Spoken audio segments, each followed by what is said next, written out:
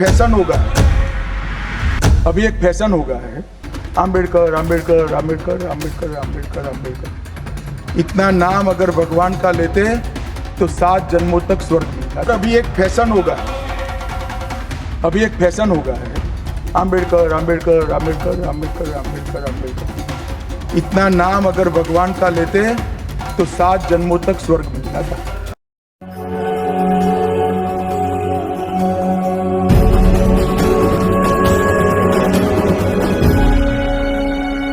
नमस्कार, जय भीम, जय जोहार। मेरा नाम यश कुमार, आप देख रहे हैं बहुजन जनता न्यूज। फैशन होगा, अभी एक फैशन होगा है आम्बेडकर आम्बेडकर आम्बेडकर आम्बेडकर आम्बेडकर आम्बेडकर। इतना नाम अगर भगवान का लेते तो 7 जन्मों तक स्वर्ग मिल जाता। अच्छी बात है ना? ना सुनिए तो, सुनिए ना, आप सुनिए ना, मैं बताता हूं। हमें तो आनंद है कि आम्बेडकर का नाम लेते हैं। आम्बेडकर का नाम अभी 100 बार ज्यादा लो, परंतु साथ अर्थ में आम्बेडकर जी के प्रति आपका भाव क्या है ये मैं बताता हूं। मान्यवर, आम्बेडकर जी को देश की पहली कैबिनेट से इस्तीफा क्यों दे दिया? आम्बेडकर जी ने कई बार कहा कि अनुसूचित जातियों और जनजातियों से हुए व्यवहार से मैं असंतुष्ट हूं। सरकार की विदेश नीति से मैं असहमत हूं और आर्टिकल 370 से मैं असहमत हूं। इसलिए वो छोड़ना चाहते थे। उनको आश्वासन दिया गया, आश्वासन पूरा नहीं हुआ। उन्होंने इग्नोरेंस के चलते इस्तीफा दे दिया। और एक श्री BC रॉय ने पत्र लिखा कि आम्बेडकर और राजा जी जैसे 2 महानुभाव मंत्रिमंडल छोड़ेंगे तो क्या होगा। तो नेहरू जी ने उनको जवाब में लिखा है, राजा जी के जाने से तो थोड़ा बहुत नुकसान होगा, आम्बेडकर के जाने से मंत्रिमंडल कमजोर नहीं होता है। मान्यवर, ये विचार जो खड़गे जी कह रहे हैं ना, क्या आपत्ति है? जिसका विरोध करते हो उसका वोट के लिए नाम देना कितना उचित है? क्योंकि अब आम्बेडकर जी को मानने वाले पर्याप्त संख्या में आ गए हैं, इसलिए आप आम्बेडकर आम्बेडकर कर रहे हो। मान्यवर, मुंबई के मेयर ने एक पत्र लिखा था कि मऊ में आम्बेडकर जी का स्मारक बनाना चाहिए। मऊ में जो आम्बेडकर जी का जन्म स्थान था, सुझाव लिखा। उन्होंने कहा आमतौर पर स्मारक निजी पहल से बनाने चाहिए। यदि सरकार किसी प्रकार की सहायता करती है तो वो उचित नहीं होगा।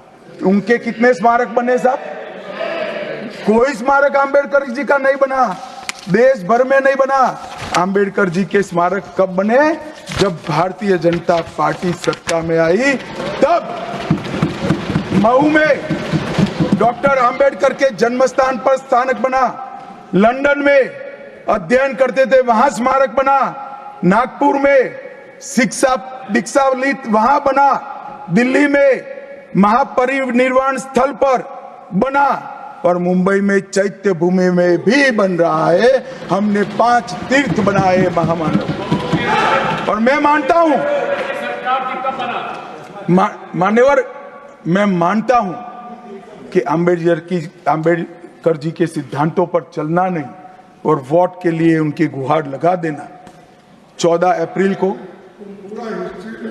राष्ट्रीय समरसता दिवस घोषित किया हमने। 26 नवंबर को संविधान दिवस घोषित किया। उस वक्त भी इसका विरोध कांग्रेस के वरिष्ठ नेताओं ने किया। मान्यवर,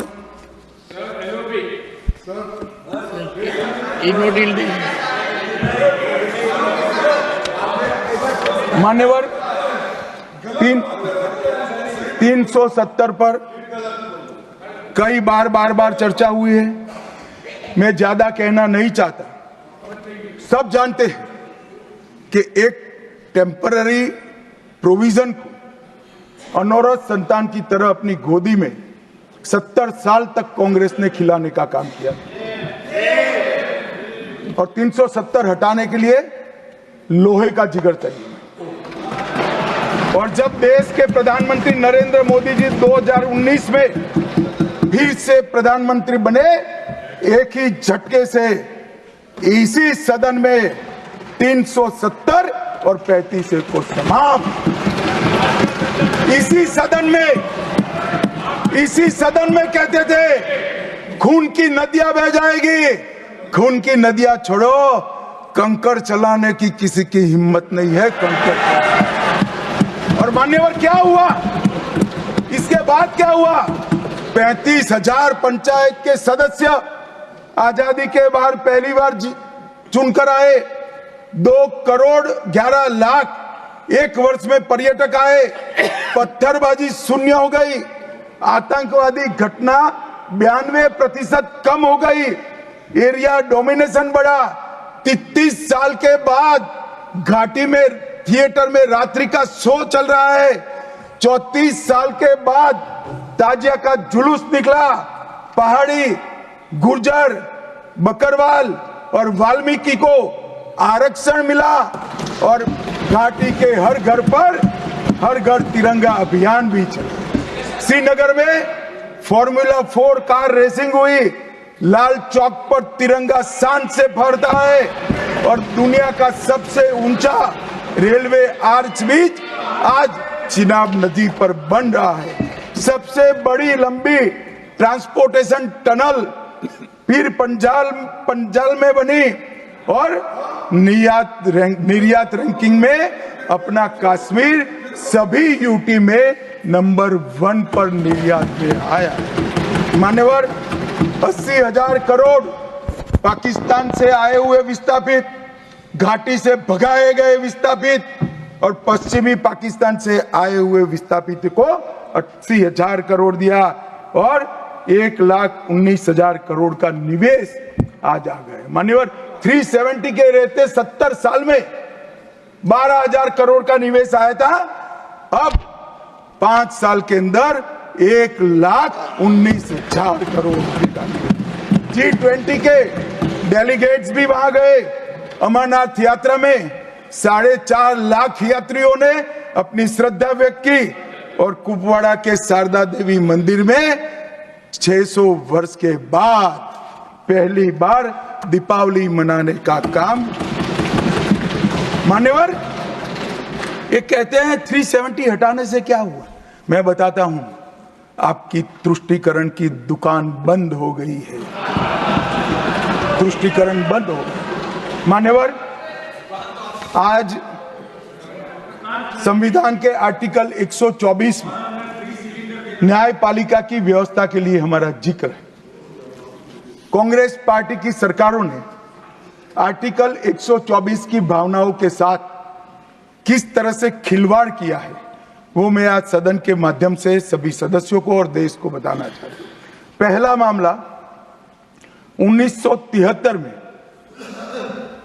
जब संसद और सुप्रीम कोर्ट के बीच में न्यायिक पुनरावलोकन जुडिशियल रिव्यू के लेकर संघर्ष हुआ, तब उसको समाप्त कर देने का काम कांग्रेस पार्टी ने किया और इसके बाद में केशवानंद भारती ने फिर से इसको रिस्टोर किया। फैसले से नाराज होकर, फैसला तो चलो पक्ष में भी आता है, खिलाफ भी आता है, हमारे खिलाफ भी कई फैसले आते हैं, क्या कर सकते हैं? मानना चाहिए, हमारी संवैधानिक व्यवस्था है, आर्टिकल 124 कहता है। परंतु कांग्रेस ने क्या किया? 3 वरिष्ठ न्यायाधीश जस्टिस JM सेलत, KS हेगड़े और AN ग्रोवर, तीनों को प्रमोशन से महरूम कर सजा देकर चौथे न्यायाधीश को प्रमोशन देने का काम करा, जिसके कारण ये 3 सज्जनों ने अपना अपमान महसूस करते हुए संविधान की सुरक्षा के लिए इस्तीफा देकर घर पे जाना पसंद किया।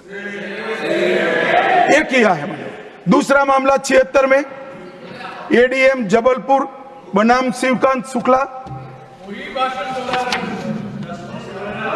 ये बार बार दोहराना चाहिए, 140 करोड़ लोगों को रट हो जाना चाहिए जिससे कोई हिम्मत ना कर सके इमरजेंसी डालने की।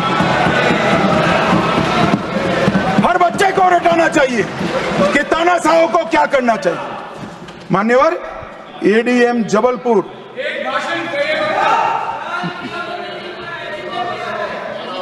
मान्यवर एडीएम जबलपुर जस्टिस खन्ना बेचारे 3 विरुद्ध 1 लघुमती फैसला दिया। क्या हुआ? वो कभी भी चीफ जस्टिस नहीं बन पाए मान्यवर, उनको रिटायर्ड हो जाना। एडीएम जबलपुर। और उसके बाद में तीसरा मामला, कॉलेजियन प्रणाली को एक साथ इन्होंने 18 उच्च न्यायालय के न्यायाधीशों का ट्रांसफर कर दिया, जिसमें 4 मुख्य न्यायाधीश भी थे। और कारण क्या था मान्यवर? क्यों किया? कोई कदाचार था? कोई भ्रष्टाचार था? ना ना ना ना, ये सभी 18 उच्च न्यायालय के न्यायाधीशों ने प्रत्यक्षीकरण मतलब हेबियस कॉर्पस को एंटरटेन किया, जो उनका संवैधानिक अधिकार है। इमरजेंसी में कैसे हेबियस को आप एंटरटेन कर सकते हो, इस मुद्दे पर उन्होंने इसको आगे कर दिया। मान्यवर आर्टिकल 34, 14 और 21 इसकी सेंस को निकाले तो हर व्यक्ति को समानता से जीने का अधिकार है। हम कम्युनिस्ट सोच से बना हमारा संविधान नहीं है। सब समझते हैं कि व्यक्ति की माली हालत इसका भाग्य, परिश्रम और बुद्धिमत्ता के आधार पर तय होती है। हर व्यक्ति एक समान माली हालत में नहीं रह सकता, मगर आर्टिकल 14 और 21 का मतलब इतना तो जरूर निकलता है कि इनको बेसिक सुविधाएं मिल जाए। घर मिले, बिजली मिले, पानी मिले, खाना मिले, इलाज मिले, शिक्षा मिले। 75 साल तक इस देश की जनता को गरीबी हटाओ का नारा देने वाले कांग्रेस पार्टी गरीब रखे। और मान्यवर 10 साल में नरेंद्र मोदी जी ने 9.6 करोड़ गरीब महिलाओं को उज्ज्वला का कनेक्शन देकर उनके घर में गैस पहुंचा। 12 करोड़ गरीबों के घर में शौचालय पहुंचे। शुद्ध पीने का पानी 12.65 लाख करोड़ घरों में पहुंचा। 18,000 गांवों में बिजली पहुंची। 14.5 करोड़ किसानों के खाते में 2.40 लाख करोड़ रुपया सीधा डीबीटी से पूरा ट्रांसफर हुआ। 36 करोड़ आयुष्मान भारत के कार्ड बने और 8.19 करोड़ दर्दियों ने उससे मुफ्त में अपना इलाज कराया है। और मान्यवर अब 70 साल से अधिक कोई भी आय वर्ग का व्यक्ति हो, इसको 5 लाख तक का इलाज मोदी सरकार ने, प्रधानमंत्री जी ने फ्री कर दिया। 36 राज्यों में 80 करोड़ लोगों को 1 नेशन 1 राशन कार्ड दिया। 5 किलो अनाज मुफ्त दिया।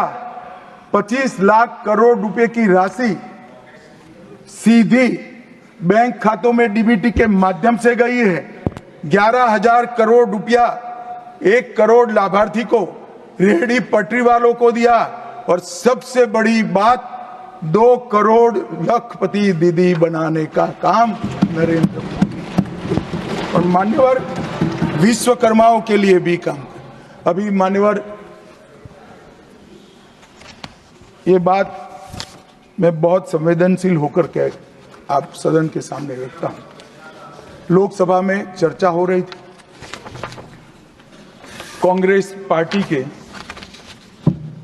एक वरिष्ठ सदस्य ने कहा, सावरकर के लिए जो उन्होंने उद्गार निकाले मैं तो रिपीट नहीं कर सकता। मान्यवर सावरकर जी के सामने जो वीर लगा है ना, वो कोई सरकार, कोई पॉलिटिकल पार्टी की चुनी हुई सरकार ने नहीं दिया है। इसके सामने वीर उनकी वीरता के कारण 140 करोड़ लोगों ने। मान्यवर ऐसा उत्कृष्ट देशभक्त जिसके लिए ऐसे उच्चारण देश की सबसे बड़ी पंचायत में होते हैं, इसके बारे में कोई जानकारी लिए बगैर लगातार कई सालों से झूठ फैलाया जाता है। मैं आज रिकॉर्ड पर कहना चाहता हूं मान्यवर, 1800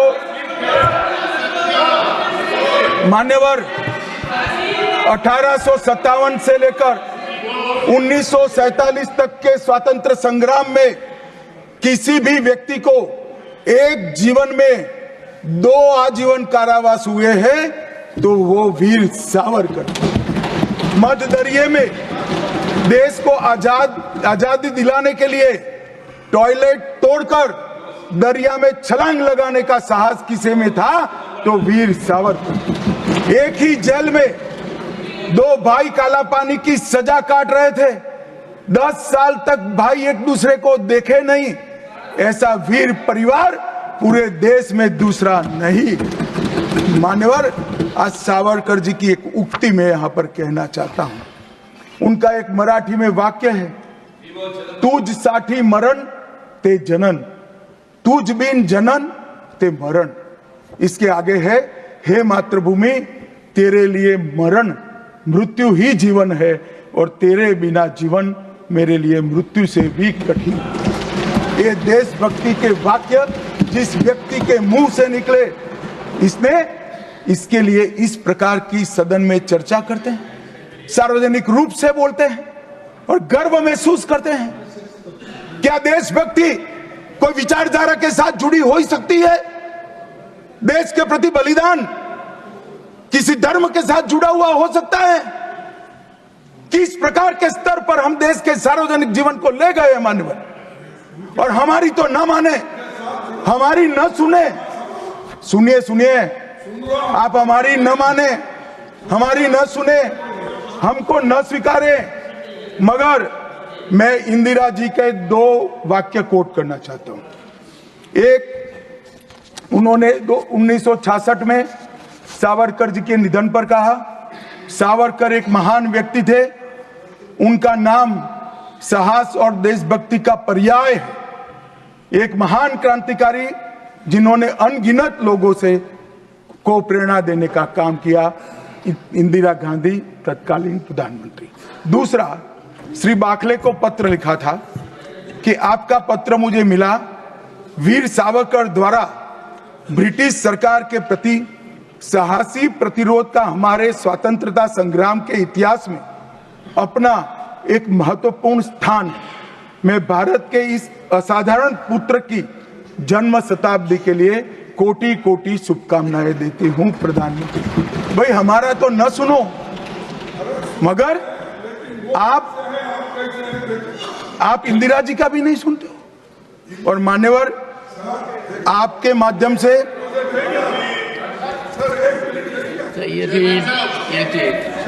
ना सब बीच में नहीं जगह होती है। मान्यवर, मेरा आज इस चर्चा के माध्यम से देश भर के अलग अलग पॉलिटिकल पार्टी, अलग अलग विचारधारा, अलग अलग धर्म के लोगों को एक निवेदन है कि देशभक्ति, वीरता, बलिदान और समर्पण को धर्म के साथ, विचारधारा के साथ या पार्टी के साथ मत जोड़िए। जो वीर होता है वो वीर होता है, कोई भी पार्टी में जो होता है। जो देशभक्त होता है वो देशभक्त होता है, कोई भी विचारधारा का होता है। और जो बलिदान देता है वो बलिदान ही देता है, किसी भी धर्म के अंदर जन्म लिया हो। मान्यवर, ये बहुत नीचा विचार है, एक स्तर से नीचा विचार। और मैं चाहता हूं कि आज की चर्चा से देश की जनता इस प्रकार के चीजों का जवाब मांगना शुरू करे। मान्यवर, कांग्रेस पार्टी ने, हमारे संविधान ने 3 चीजों को, हर आर्टिकल का हार्द निकालेंगे तो कहीं ना कहीं इसे और जाएगा। 3 चीजों को हमारे संविधान ने नहीं स्वीकारा, क्योंकि हम लोकतंत्र में हैं, परिवारवाद नहीं होना चाहिए, पंथ निरपेक्ष राष्ट्र है इसलिए तुष्टीकरण नहीं होना चाहिए, और जन कल्याणकारी राज्य है इसलिए भ्रष्टाचार नहीं होना चाहिए। मुझे कई बार लगता है कि कांग्रेस पार्टी क्यों संविधान का सम्मान नहीं करती है, मगर जब ये 3 शब्द मैंने पढ़े तो मुझे मालूम पड़ा कि अगर वो संविधान की भावनाओं का संविधान करेंगे, सम्मान करेंगे, तो तुष्टीकरण, परिवारवाद और भ्रष्टाचार तीनों को छोड़ना पड़ेगा। इसके बगैर उनका अस्तित्व टिक ही नहीं सकता। परंतु एक व्यक्ति गरीब के घर से जन्म लेकर आता है, चाय बेचने वाला बेटा, जिसकी सास पुश्तों में ना आगे कोई राजनीति में है ना कोई पीछे है, एक गरीब है मान्यवर और तुष्टीकरण को नहीं मानता है।